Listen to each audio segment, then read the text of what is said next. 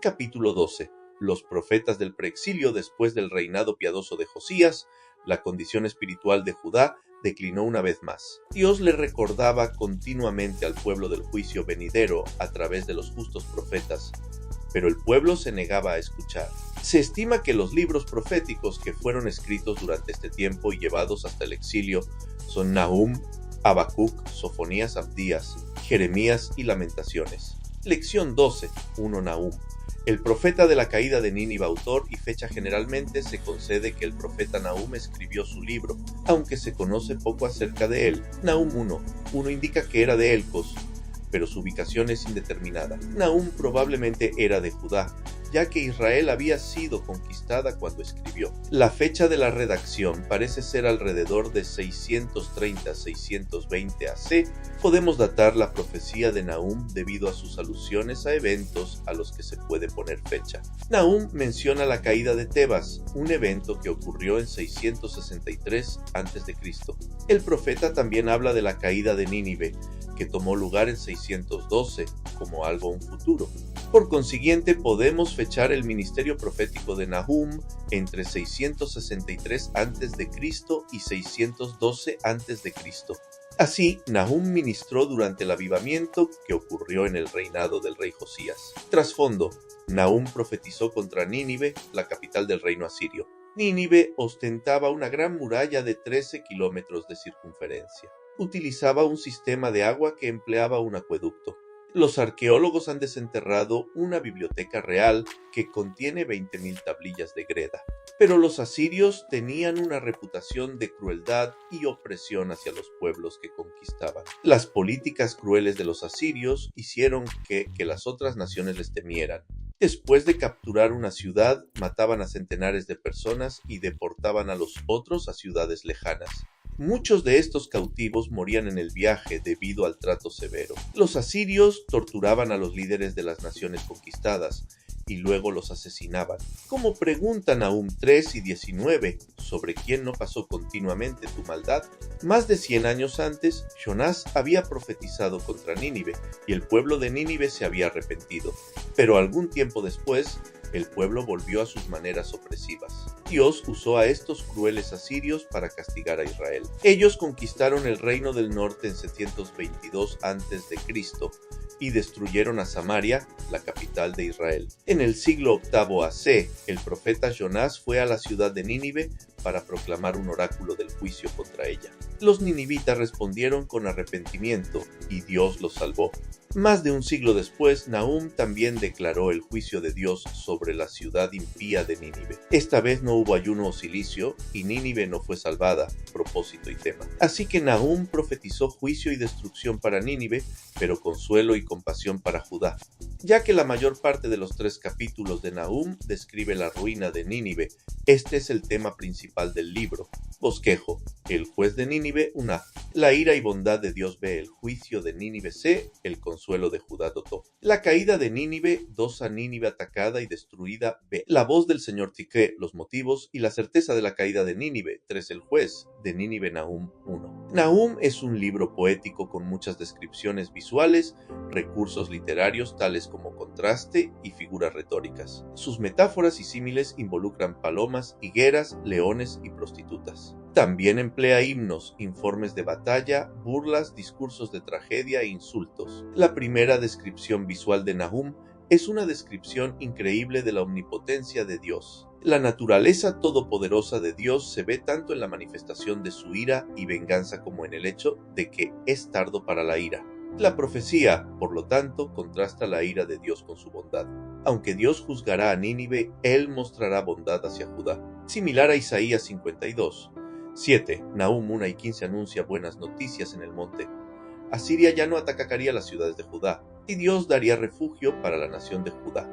Nahum 1, 9, 2. 2 contiene 3 ciclos en los que Nahum alterna entre describir venganza sobre Nínive y compasión hacia Judá. La caída de Nínive, Nahum 2:3. En Nahum 2:3 se describe entonces el asedio y destrucción de Nínive, y Nahum 3 explica por qué Nínive merecía el juicio de Dios. Los motivos incluyen su promiscuidad, sus crueldades y su falsa seguridad. En medio del tumulto de nuestro mundo actual, el mensaje de Nahum nos enseña que esa verdadera seguridad se encuentra en Dios, no en gobiernos o circunstancias. Además, aunque Dios es misericordioso y clemente y lento para la ira, Él no tolera la maldad para siempre. En el tiempo cuando la gracia, antes que la ira de Dios, es más apetecible a nuestros gustos morales, Nahum viene como un recordatorio acerbo: Dios nunca pasa por alto la maldad. Lección 12.2. Habacuc, el profeta de fe. Autor y fecha. Habacuc 1, 1 y 3. 1 indican que el autor de este libro fue probablemente el profeta Habacuc. Al igual que Nahum, la información acerca de la persona de Habacuc no es abundante. En cuanto a la fecha de redacción, aunque Habacuc no se refiere a un rey, la mayoría de los eruditos coloca el principio de su ministerio antes del 605 cuando Babilonia bajo Nabucodonosor se volvió una potencia mundial dominante. Las palabras de Habacuc contra Babilonia implican que Babilonia ya se había vuelto una nación fuerte. Probablemente el ministerio de Habacuc empezó antes del 605, pero continuó brevemente hasta poco antes de la caída de Jerusalén en 587. Como resultado, un número significativo de eruditos cree que Habacuc escribió su libro en algún momento entre 625 y 605 a.C. Medio ambiente. En esa época en particular, el poder de Babilonia iba en aumento. La profecía de Nahum se cumplió cuando los babilonios y los medos conquistaron a Nínive, la capital de Asiria. En 612 a.C., Nabucodonosor, rey de Babilonia, derrotó entonces a Egipto en la batalla de Carquemis en 605 a.C. Después, Nabucodonosor marchó hacia el sur e invadió la nación de Judá. Para repasar, esta fue la primera de 3 invasiones babilónicas de Judá. 1. 605 a.C. Nabucodonosor llevó a Daniel y otros individuos cautivos a Babilonia. 2. 597 a.C. Nabucodonosor llevó aproximadamente a 10.000 personas, incluso Ezequiel, en cautividad a Babilonia. 3. 587 a.C. Nabucodonosor destruyó Jerusalén y el templo y llevó a numerosos cautivos. Propósito y temas. El mensaje principal de Habacuc no era advertir al pecador, sino alentar a los judíos fieles. Él dio énfasis a 2 grandes temas. Dios juzgará a todos los pecadores a su tiempo y justo por su fe vivirá. Bosquejo. Y las preguntas de Habacuc y las respuestas de Dios. 1, 2a. Pregunta 1. ¿Cómo puede Dios permitir que la impía Judá no sea castigada? B. Respuesta 1. ¿Dios usará a los babilonios para castigar a Judá? C. Pregunta 2. ¿Cómo puede Dios usar a una nación más impía para castigar a Judá? D. Respuesta 2. Dios juzgará después a Babilonia. La oración y el cántico de fe de Habacuc. 3a oración. En la ira, acuérdate de la misericordia. B. El poder del Señor. C. Los hechos salvadores del Señor. D. La firme fe de Habacuc en Dios. Preguntas y respuestas. Habacuc 1. 2. La maldad de Judá había aumentado hasta el punto que Habacuc no podía soportar más. El profeta clamó a Dios con la pregunta angustiosa: ¿hasta cuándo, oh Jehová, clamaré y no oirás? Y, en otras palabras, ¿cómo podía Dios permitir a la impía Judá permanecer sin castigo? Dios respondió al afirmar que usaría a los babilonios para castigar a Judá. Para Habacuc, esto planteaba un dilema teológico. ¿Cómo podría Dios usar una nación más impía para castigar a Judá? De nuevo, la respuesta de Dios dio énfasis a su soberanía. Él juzgaría después a Babilonia en su hora señalada. Él declaró que sus propósitos soberanos serían cumplidos. Dentro de la segunda respuesta de Dios está la declaración bien conocida: mas el justo por su fe vivirá, que se cita 3 veces en el Nuevo Testamento: Romanos 1 y 17, Gálatas 3 y 11 y Hebreos 10 y 37-38. Mientras que debemos recordar que hay que interpretar a Habacuc en el contexto de las circunstancias de los receptores de su mensaje, las referencias del Nuevo Testamento afirman que nuestra justicia viene por la fe en Jesucristo. La verdad de Habacuc 2. 4, junto con otros textos del Nuevo Testamento, jugaron un papel importante en la Reforma Protestante porque fue lo que condujo a Martín Lutero a reconocer la doctrina bíblica de la gracia o la justificación solo por medio de la fe. La oración y el cántico de fe. Habacuc 3. Después de la respuesta de Dios a sus preguntas, Habacuc declaró: «Oh Jehová, he oído tu palabra y mí». Su oración y cántico de fe describen a Dios con imágenes poéticas. Su resplandor era tan hermoso como la luz del amanecer, De sus manos fluía su poder como rayos de luz. Él montaba una carroza sobre la mole de las aguas, y sus caballos caminaban en el mar. El Omnipotente lanzaba muchas saetas y hendía la tierra con ríos. El resplandor era su fulgente lanza, cuando iba con ira por la tierra para socorrer a su pueblo. Habacuc entonces cierra su oración con una de las más grandes declaraciones de fe en la Biblia. La conclusión del libro afirma confianza en Dios contra todas las indicaciones de lo contrario. De la franqueza de Habacuc se originan 3 aplicaciones cruciales para el creyente hoy. 1. Los creyentes experimentan duda. La duda no es una señal de una falta de fe. 2. Los creyentes deben poner su confianza en las manos providenciales de Dios. 3. Los creyentes pueden y deben seguir alabando a Dios a pesar de cualesquiera preguntas o dudas persistentes. Brubaker distingue: a lo largo de la historia bíblica y de la Iglesia, los creyentes más profundamente espirituales a veces han tenido las preguntas más preocupantes. No es malo preguntar a Dios ¿por qué? Si el profeta Habacuc le preguntaba a Dios en cuanto al por qué, el creyente de hoy también puede preguntarle a Dios el por qué sin pecar o violar principios bíblicos. Lección 12.3. Sofonías, el profeta del día de Jehová. Autor, fecha y medio ambiente. El profeta Sofonías, cuyo nombre significa Jehová oculta, escribió el libro que lleva su nombre. Sofonías declara que era tataranieto de Ezequías. Aun cuando algunos eruditos discrepan, bastantes eruditos conservadores creen que esto se refiere al rey Ezequías de Judá. Algunos señalan que Sofonías posiblemente era un miembro de la familia real y que su inusual genealogía menciona a 4 antepasados. Según Sofonías 1, él profetizó durante el reinado de uno de sus parientes, el rey Josías, quien fue el último rey piadoso de Judá. Sofonías escribió su libro probablemente alrededor de 630 a.C., en el mismo periodo general en el que ministraron Jeremías, Habacuc y Nahum. La influencia corrupta de los reyes Manasés y Amón, que gobernaron antes de Josías, continuó por muchos años. Mientras que Sofonías denunció los pecados de Judá, Nahum no los menciona en absoluto, indicando que Nahum profetizó después que el rey Josías llevó a la nación a arrepentirse. Debido a esto, muchos eruditos creen que Sofonías ministró unos años antes que Nahum. En el 18º año del reinado de Josías, el libro de la ley se descubrió en el templo, y este descubrimiento puso en marcha un periodo de avivamiento espiritual dramático en Judá. 2 Reyes 22, 3, 23, 7. A consecuencia de esto, muchos proponen que Sofonías profetizó a principios del reinado de Josías antes que ocurriera el avivamiento, propósito y tema. Sofonías dio la alarma a Judá y las naciones alrededor, advirtiéndoles que despertaran de su sueño espiritual y se arrepintieran. Si no se arrepentían, juicio inmediato caería sobre ellos. Por otro lado, Sofonías advirtió de un juicio futuro que ocurriría al fin de los tiempos, que los eruditos a veces llaman Eschatón. En ese específico día de Jehová, Dios al fin juzgaría a todas las naciones por su inmoralidad, injusticia y crueldades. Pero Sofonías ofrece esperanza al prometer a los judíos que vendría un tiempo cuando Dios restauraría a su pueblo de una vez y para siempre. Así que el día de Jehová fue el tema de Sofonías. Bosquejo. El día de Jehová traerá juicio a algunos. 1:138a.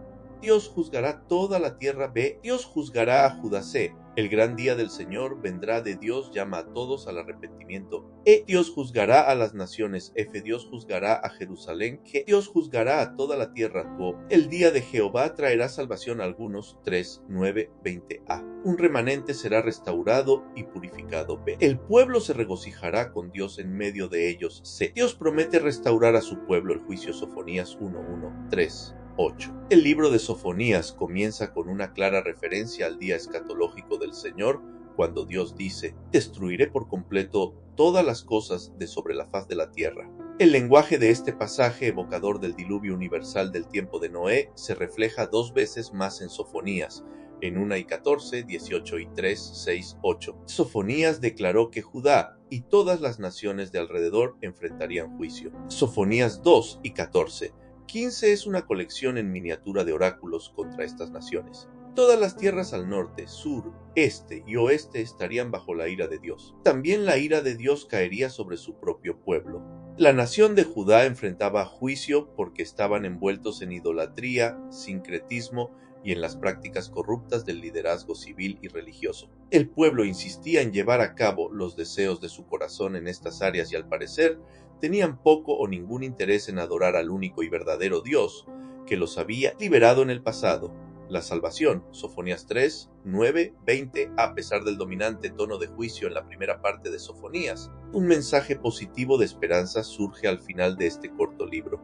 Parece ser el modelo de Dios en algunos de los libros proféticos. Como Sofonías proclamó, el día del juicio de Dios también traería la sanidad y restauración de Dios. El Señor purificaría los labios de su pueblo para que pudieran servirle fielmente. Él quitaría al orgulloso, exaltaría al humilde y daría seguridad a su pueblo en medio de su tierra. Tales bendiciones normalmente causarían que el pueblo de Dios se regocijara en medio de él, pero Sofonías afirmó que Dios se regocijaría en medio de ellos. Jehová está en medio de ti, poderoso él salvará, se gozará sobre ti con alegría, callará de amor, se regocijará sobre ti con cánticos. ¡Qué conclusión más asombrosa y qué gran promesa para los creyentes hoy! Dios se regocija sobre nosotros. Lección 12, 4. Abdías, el profeta contra Edom. Autor, fecha y medio ambiente. Un profeta llamado Abdías escribió el libro del mismo nombre. Sin embargo, Abdías era un nombre común. Los eruditos indican que por lo menos 12 personas en el Antiguo Testamento se llamaban Abdías. El texto bíblico proporciona pocos indicios acerca de cuál de estas personas escribió el libro. Por consiguiente, la identidad precisa del autor se desconoce. Debido a que el libro es tan breve, solamente un capítulo, la evidencia interna para la fecha del libro y el trasfondo histórico es mínimo. Aún así, se han propuesto hasta 5 fechas para su redacción. La mayoría de los eruditos se enfoca en 2 posibles fechas, 848, 841 AC, o 587-586 AC. Los que proponen la primera fecha para la redacción de Abdías descartan la fecha 587-586 AC, porque todos los otros profetas que se refieren a la destrucción final de Jerusalén llaman a Nabucodonosor por nombre o mencionan a Babilonia. Tales eruditos afirman que por cuanto Abdías no menciona estos datos específicos, él debe haber escrito su libro acerca de un diferente ataque sobre Jerusalén. Ellos creen que Abdías se refirió a la invasión de los filisteos y árabes a Jerusalén durante el reinado del rey Joram. Sin embargo, se trata de una perspectiva un tanto débil porque es un argumento de silencio, una manera arriesgada de interpretar las escrituras. Como resultado, la mayoría de los eruditos conservadores apoya la fecha de 587-586 AC, que coincide con la destrucción de Jerusalén. A pesar de la brevedad de Abdías, su evidencia interna parece apoyar esta fecha, la opinión de la mayoría. Considera que el libro es una respuesta al ataque de Babilonia y sus aliados, tales como Edom en 586 AC. Si la opinión de la mayoría es correcta, la profecía de Abdías era una palabra divina de retribución para Edom. Esta nación se deleitaba especialmente en la humillación de Judá. Después de la caída de Jerusalén, hacía incursiones en el pueblo de Judá. Trasfondo, propósito y tema localizado al sudeste del Mar Muerto. El país de Edom tenía sus raíces tanto en el conflicto como en el acuerdo pacífico entre Jacob y Esaú. Aunque Jacob y Esaú hicieron las paces, el odio continuó entre sus descendientes, resultando en numerosas guerras entre los israelitas y los edomitas. Números 8 y 14, 21, 1 Samuel 2 y 47, 2 Samuel 8 y 14, 1 Reyes 11 y 14, 22. La historia bíblica está manchada con la sangre vertida entre Israel y Edom. Como resultado de esto y otros factores, Edom es la nación no judía a la cual los profetas del Antiguo Testamento se dirigen con más frecuencia. La profecía de Abdías se dirigió a la nación de Edom con un propósito triple. 1. Revelar el enojo de Dios, debido a que Edom se regocijara ante el sufrimiento de Judá. 2. De anunciar el juicio venidero de Dios sobre Edom. 3. De anunciar la liberación de Israel en un día venidero del Señor bosquejo. Y el juicio de Edom. 1:14a, la promesa de Dios de destruir completamente a Edom B, el motivo para la destrucción de Edom Chu, el día de Jehová 15:21, el juicio sobre Edom y otras naciones B, la salvación para Israel, juicio sobre Edom. Abdías 1:14. Los edomitas se enorgullecían de su ubicación en las montañas escabrosas, porque era fácil de defender. También una ruta de comercio importante cruzaba la nación y contribuía grandemente a la increíble riqueza de Edom. La protección exitosa de sus enemigos y la riqueza creciente causaron que los edomitas se volvieran arrogantes. Por lo tanto, a través de Abdías, Dios les advirtió del juicio inminente sobre su nación. Aunque Edom tenía muchas alianzas políticas amistosas con otras naciones, o B7, Dios los destruiría cuando su juicio cayese sobre ellos. El día de Jehová, entonces Abdías profetizó sobre el día de Jehová B15. Él indicó que Dios traería por juicio adicional a la nación de Edom, aunque algunos edomitas serían salvos. El que Edom tomara placer y deleite en la humillación de Judá enojó a Dios. Así, Dios trataría a Edom de la misma manera al traer juicio sobre su nación.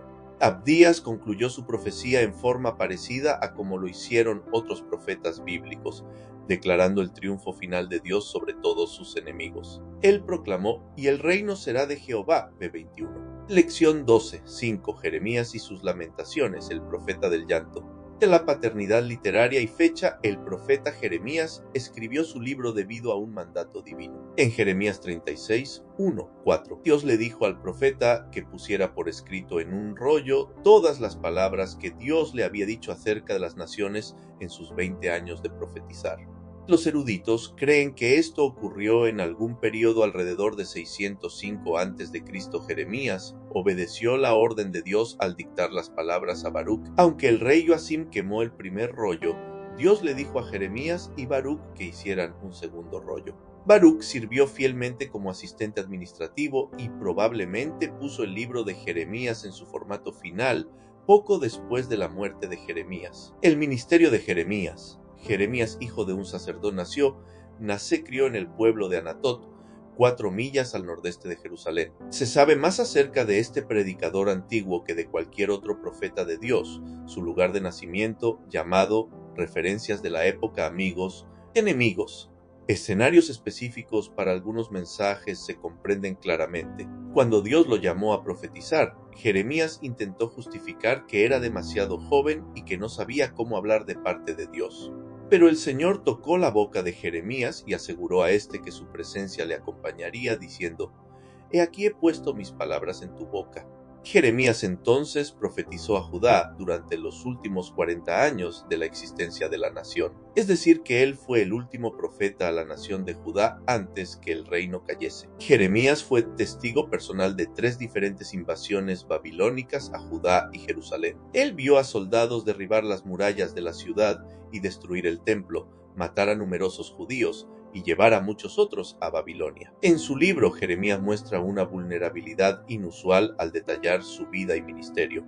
Él reveló sus luchas con el llamado de Dios, con la formidable oposición a su ministerio y con los mandatos exclusivos que Dios le dio. Por ejemplo, Dios mandó a Jeremías no asistir a bodas o funerales. Inmediatamente antes de estas instrucciones, Dios había ordenado al propio Jeremías que no contrajera matrimonio ni tuviera hijos. El contexto de este pasaje parece sugerir que Dios llamó a Jeremías al celibato debido al juicio venidero de Judá y a la incertidumbre de los tiempos históricos y políticos. La vida de Jeremías fue solitaria y llena de dolor. A menudo se le llamaba el profeta del llanto debido a sus muchas lágrimas y a su corazón sensible. No obstante, la promesa del Señor de estar con él y fortalecerlo permitió a Jeremías ser osado y valiente y llevar a cabo su llamado y comisión del Señor. Sin embargo, las advertencias fieles de Jeremías de juicio inminente lo apartaron de las personas que amaba y les hizo convertirse en sus antagonistas. Fue azotado, echado a una cisterna donde se hundió en el cieno y encarcelado 2 veces. Después de la caída de Jerusalén, los judíos insurrectos obligaron a Jeremías a que huyera con ellos a Egipto contra el claro mandato de Dios de no allí. En Egipto, Jeremías continuó profetizando y la tradición judía sostiene que allí murió apedreado, propósitos y temas. Los temas recurrentes en Jeremías incluyen la soberanía y control de Dios en todas las circunstancias, la naturaleza humana pecaminosa y la tendencia humana a rebelarse. Además, el profeta da énfasis a que, aunque el juicio por el pecado era inevitable, Dios prometía no abandonar a su pueblo debido a su misericordia y gracia. Bosquejo de Jeremías. Los eruditos han bosquejado el libro de Jeremías de varias maneras. Uno de tales bosquejos se da a continuación. Nótese que la organización de capítulos en el libro de Jeremías no es cronológica. Y el llamado y comisión de Jeremías, un diané. Las profecías de Jeremías a Judá, 2:33a, profecías sobre el juicio, profecías sobre restauración, tatime. El papel de Jeremías como vigía, 34:45a, profecía a Sedequías sobre la cautividad, b. La lección de los recabitas, c. La quema del pergamino de Jeremías y su encarcelamiento, d. El cumplimiento de las profecías sobre la caída de Jerusalén, el ministerio de Jeremías después de la caída de Jerusalén, las profecías de Jeremías a las naciones, 46:51 voltios. El apéndice histórico sobre la caída de Jerusalén, 52 puntos céntricos del contenido. En lugar de seguir las influencias positivas de generaciones de antaño, la generación de Jeremías siguió las influencias negativas de sus antepasados. Ellos habían cometido dos grandes males. Primero, habían rechazado a Dios, la fuente de todo lo que tenían, la fuente de agua viva. Segundo, habían sustituido la adoración a ídolos por su relación con Dios. Jeremías comparó sus ídolos con vasijas rotas que no podían retener agua. Las imágenes de las vasijas rotas fue solo uno de los muchos símbolos que Dios usó para transmitir sus mensajes a través de Jeremías. Otros incluyeron un cinto, un yugo, el alfarero y el barro, y 2 tazas de higos. Jeremías no solo reprendió al pueblo por adorar a ídolos, sino también por efectuar este culto en el templo ideado para el único verdadero Dios. Para empeorar las cosas, el pueblo estaba sacrificando a sus propios hijos a estos dioses falsos. Con el tiempo, Dios le dijo a Jeremías que no orara más por el pueblo, porque no escucharía los clamores de aflicción de ellos. Jeremías se empeñó entonces en una intensa lucha, tanto con Dios como con el pueblo. Arnold y Beyer describen el resto del libro como sigue, capítulos 11-20, las confesiones de Jeremías, es decir, sus diálogos con Dios 21-29, las confrontaciones de Jeremías y el reproche de los líderes civiles y religiosos, incluyendo a los profetas falsos y al pueblo en general 30-33, el libro de consuelo o consolación, dando énfasis al retorno de Israel hacia Dios y la tierra y las futuras y sobrecogedoras acciones u obras de Dios 34. 39. Las atrocidades espirituales de los líderes 40-45 Jerusalén, después de la caída 46. 51. Los oráculos sobre Egipto y otras naciones 52. La conclusión reiterando el asunto de la caída de Jerusalén. De esta manera, como una cuña entre las profecías de juicio y las consecuencias de la caída de Jerusalén, se encuentra un mensaje de consolación y restauración.